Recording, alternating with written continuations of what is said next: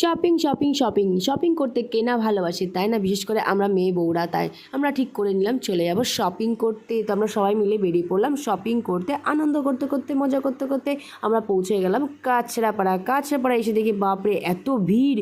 পুজোর আগেই এত ভিড়, জানি না পুজোর সময় কী ভিড় হবে। তো আমরা প্রথমে ঢুকে গেলাম হকার্স মার্কেটে। এত মেয়েদের সুন্দর সুন্দর ড্রেস দেখে পুরো চোখ ধাঁধিয়ে গেছে যে কোনটা ধুয়ে কোনটা দেখবো আর নেব, ডিসাইড করতে পারছি না। তো আমরা এখান থেকে কিছু নিইনি, জাস্ট নিয়েছিলাম বাচ্চাদের জন্য জুতো। তারপরে আমরা চলে গেলাম মলে এসে তো আমি তো অবাক, বাপরে এখানে যেন মেলা বসেছে।